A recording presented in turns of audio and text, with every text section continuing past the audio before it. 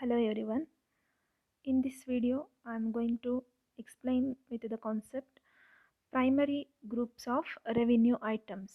Previous ಕ್ಲಾಸಲ್ಲಿ ನಾವು ಕೆಲವೊಂದು ಗ್ರೂಪ್ಸ್ ಬಗ್ಗೆ ತಿಳ್ಕೊಂಡ್ವಿ. ಅಂತಂದರೆ ಈ ಒಂದು ಅಕೌಂಟನ್ನು ಕ್ರಿಯೇಟ್ ಮಾಡಬೇಕಾದ್ರೆ ಅಂತಂದರೆ ಲೆಡ್ಜರ್ಸನ್ನು ಕ್ರಿಯೇಟ್ ಮಾಡಬೇಕಾದ್ರೆ ನಾವಲ್ಲಿ ಕೆಲವೊಂದು ಗ್ರೂಪ್ಸ್ ಅಂಡರನ್ನು ಸೆಲೆಕ್ಟ್ ಮಾಡಬೇಕಾಗುತ್ತೆ. ಅಂತಂದರೆ ಯಾವ ಅಕೌಂಟು ಯಾವ ಗ್ರೂಪ್ ಅಂಡರಲ್ಲಿ ಬರುತ್ತೆ ಅನ್ನೋದನ್ನು ಸೆಲೆಕ್ಟ್ ಮಾಡಿಬಿಟ್ಟು ಆ ಒಂದು ಲೆಡ್ಜರನ್ನು ಕ್ರಿಯೇಟ್ ಮಾಡಬೇಕಾಗುತ್ತೆ. ಹಾಗಾಗಿ ಈ ಒಂದು ಸಿಲೆಬಸ್ಸಲ್ಲಿ ಈ ಒಂದು ಚಾಪ್ಟರಲ್ಲಿ ಏನು ಮಾಡ್ತೀರಾ ಅಂತಂದರೆ ಏನೆಲ್ಲ ಗ್ರೂಪ್ಸ್ ಬರುತ್ತೆ ಅನ್ನೋದನ್ನು ಹೇಗೆ ಕ್ರಿಯೇಟ್ ಮಾಡೋದು ಅನ್ನೋದ್ರ ಬಗ್ಗೆ ತಿಳ್ಕೊಳ್ತಾ ಹೋಗ್ತೀರಾ.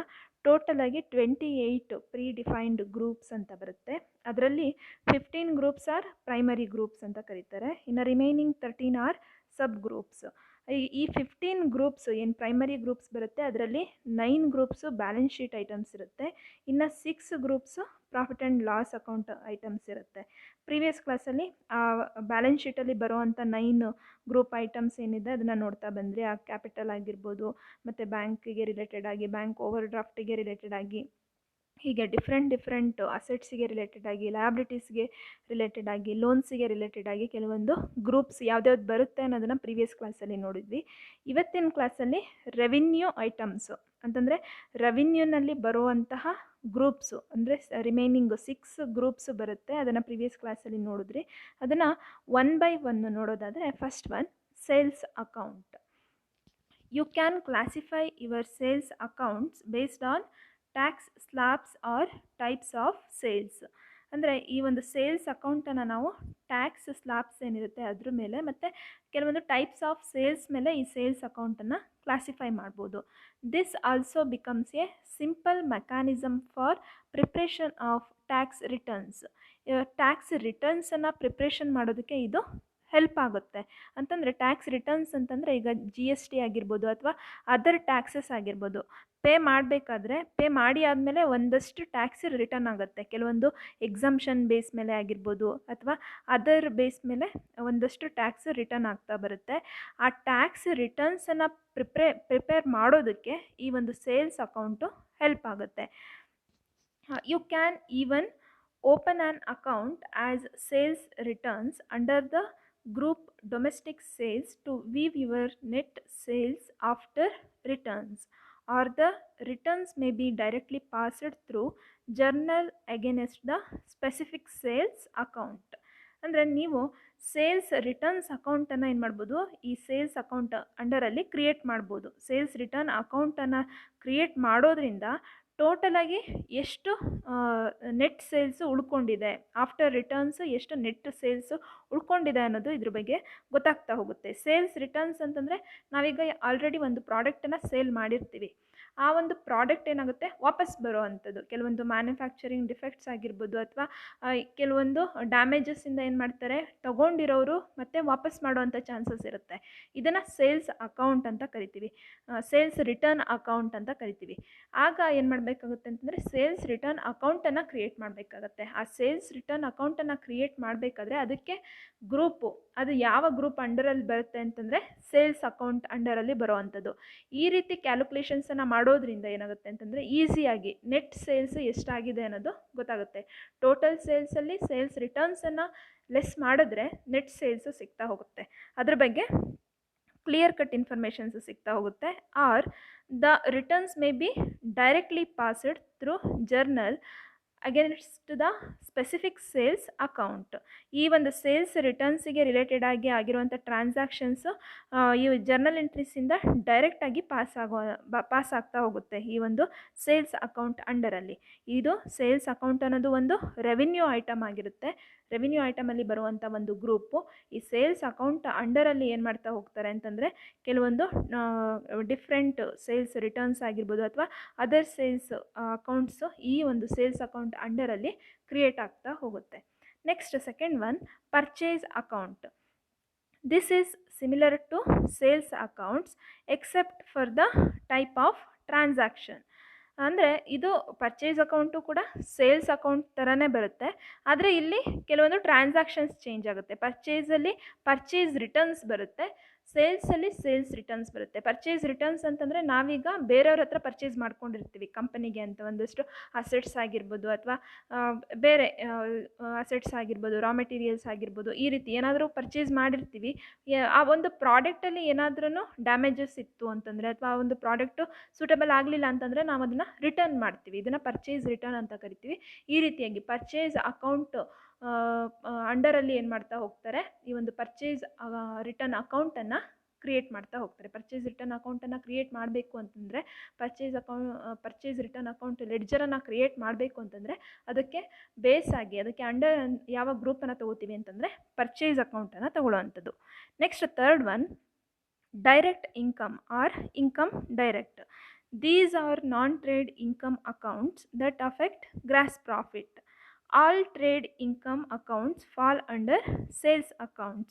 You may also use this group for accounts like servicing, contract charges that follow sales of equipment. ಅಂತಂದರೆ ಈ ಒಂದು ಡೈರೆಕ್ಟ್ ಇನ್ಕಮ್ ಅನ್ನೋದೇನಿದೆ ಇದು ನಾನ್ ಟ್ರೇಡ್ ಇನ್ಕಮ್ ಅಕೌಂಟ್ ಅಂತ ಕರಿತೀವಿ. ಇದು ಗ್ರಾಸ್ ಪ್ರಾಫಿಟ್ ಮೇಲೆ ಅಫೆಕ್ಟ್ ಮಾಡುತ್ತೆ. ಮತ್ತು ಎಲ್ಲ ಇನ್ಕಮ್ ಅಕೌಂಟ್ಸು ಬರೋ ಅಂಥದ್ದು ಯಾವ ಅಂಡರಲ್ಲಿ ಅಂತಂದರೆ ಸೇಲ್ಸ್ ಅಕೌಂಟ್ಸ್ ಅಂಡರಲ್ಲಿ ಬರೋ ಅಂಥದ್ದು.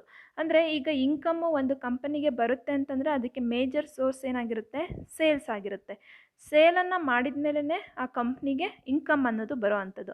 ಹಾಗಾಗಿ ಮೇಜರ್ ಇನ್ಕಮ್ ಟ್ರಾನ್ಸಾಕ್ಷನ್ಸ್ ಏನೆಲ್ಲ ಆಗಿರುತ್ತೆ ಅದೆಲ್ಲದು ಸೇಲ್ಸ್ ಅಕೌಂಟ್ ಅಂಡರಲ್ಲಿ ಬರೋ ಅಂಥದ್ದು. ಆ ಎಲ್ಲ ಇನ್ಕಮ್ಗೆ ಬೇಸ್ ಯಾವುದಾಗಿರುತ್ತೆ, ಸೇಲ್ಸ್ ಅಕೌಂಟ್ ಆಗಿರುತ್ತೆ. ಆದರೆ ಕೆಲವೊಂದು ಸಲ ಏನಾಗುತ್ತೆ ಅಂತಂದರೆ ಈ ಸರ್ವಿಸಿಂಗ್ ಆಗಿರ್ಬೋದು ಅಥವಾ ಕಾಂಟ್ರಾಕ್ಟ್ ಚಾರ್ಜಸ್ ಆಗಿರ್ಬೋದು ಮತ್ತು ಏನು ಸೇಲ್ಸ್ ಆಫ್ ಇಕ್ವಿಪ್ಮೆಂಟ್ಸ್ ಅಂತ ಹೇಳ್ತಾರೆ, ಕೆಲವೊಂದು ಇಕ್ವಿಪ್ಮೆಂಟನ್ನು ಸೇಲ್ ಮಾಡೋದಾಗಿರ್ಬೋದು, ಇವುಗಳು ಸೇಲ್ಸ್ ಅಕೌಂಟಲ್ಲಿ ಬರೋದಿಲ್ಲ. ಆಗ ನಾವು ಯಾವ ಗ್ರೂಪ್ ಅಂಡರಲ್ಲಿ ಸೆಲೆಕ್ಟ್ ಮಾಡಬೇಕಾಗುತ್ತೆ ಅಂತಂದರೆ ಡೈರೆಕ್ಟ್ ಇನ್ಕಮ್ ಅಂಡರಲ್ಲಿ ಸೆಲೆಕ್ಟ್ ಮಾಡಬೇಕಾಗುತ್ತೆ. For a professional services company you may not use sales account group at all. Instead open accounts like professional fees under this group. ನಾವು ಸೇಲ್ಸ್ ಅಕೌಂಟ್ ಅಂಡರಲ್ಲಿ ಏನು ಮಾಡೋಕ್ಕಾಗಲ್ಲ, ಈ ಸರ್ವಿಸ್ಸಿಗೆ ರಿಲೇಟೆಡ್ ಆಗಿ ಕೆಲವೊಂದು ಸರ್ವಿಸ್ ರಿಲೇಟೆಡ್ ಕಂಪನಿಗಳಿರುತ್ತೆ, ಅವೇನು ಮಾಡ್ತವೆ, ಸರ್ವಿಸಸ್ನ ಪ್ರೊವೈಡ್ ಮಾಡೋ ಅಂಥದ್ದು. ಆ ಸರ್ವಿಸಸ್ನ ಸೇಲ್ ಮಾಡಿದ್ವಿ ಅಂತ ಸೇಲ್ಸ್ ಅಕೌಂಟ್ ಅಂಡರ್ ಅಂತ ಮೆನ್ಷನ್ ಮಾಡೋಕ್ಕಾಗಲ್ಲ.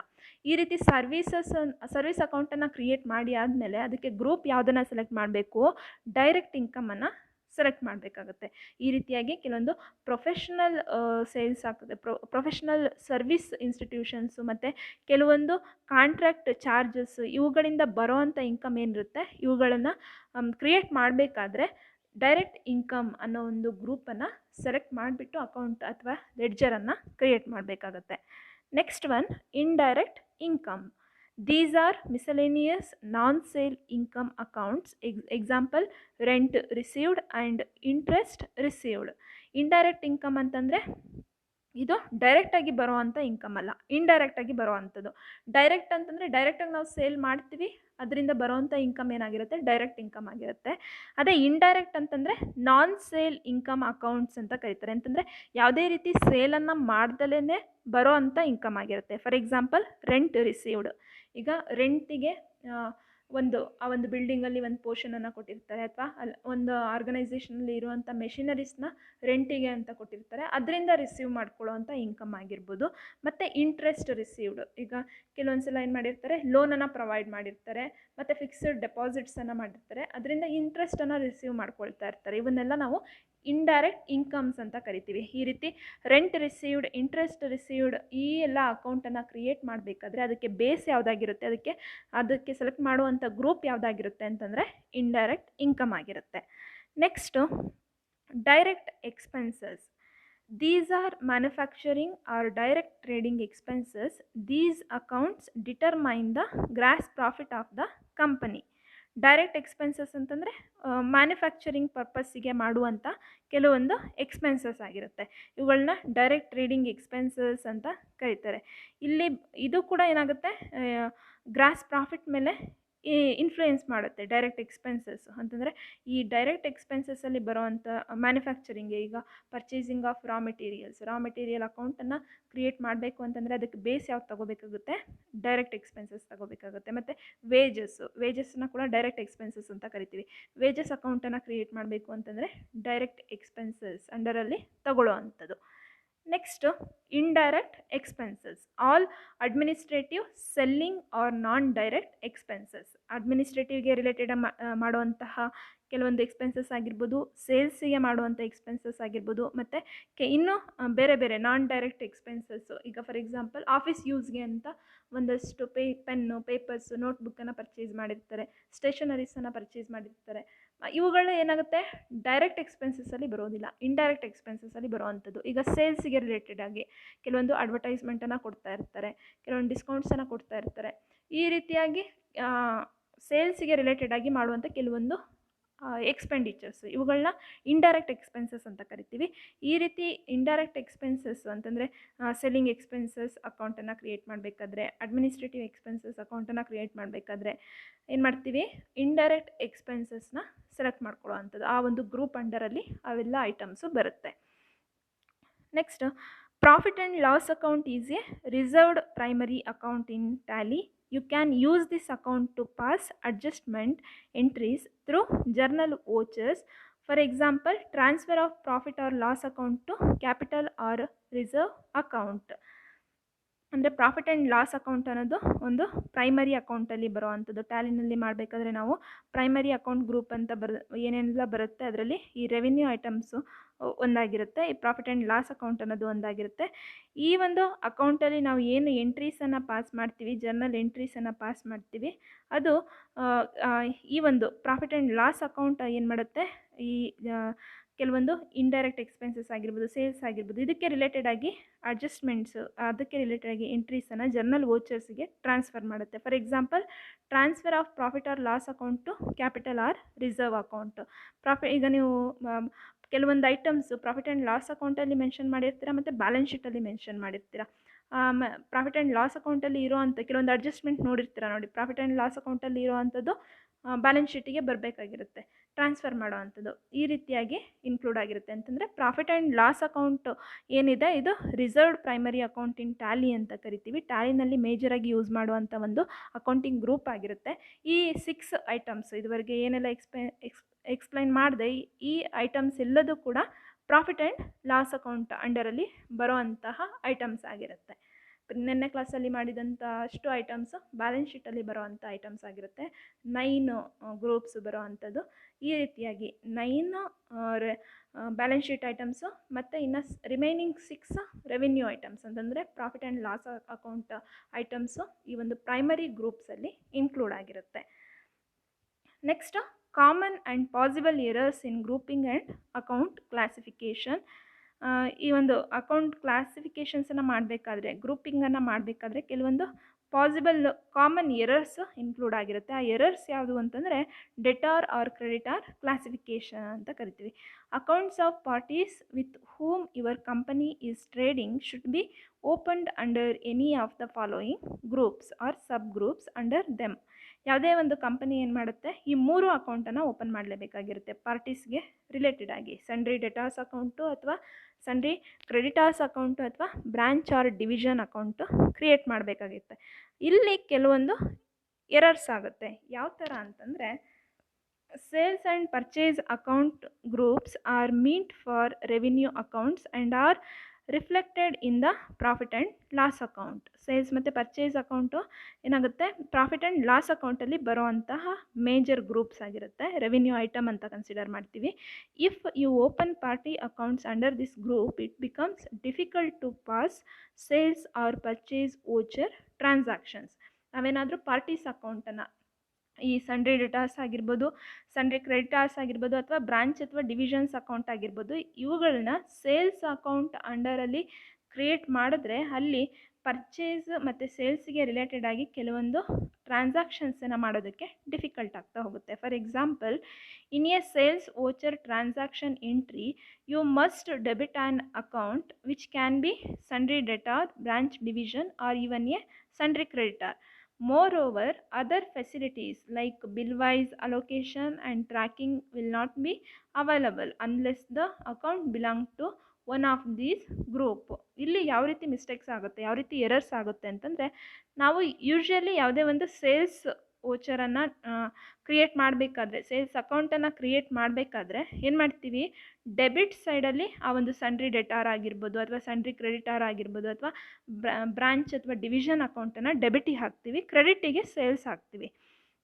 ಆದರೆ ಪಾರ್ಟಿ ಅಕೌಂಟನ್ನು ಕ್ರಿಯೇಟ್ ಮಾಡಿದಾಗ ಏನಾಗುತ್ತೆ, ಇಲ್ಲಿ ಮಿಸ್ಟೇಕ್ ಆಗುತ್ತೆ.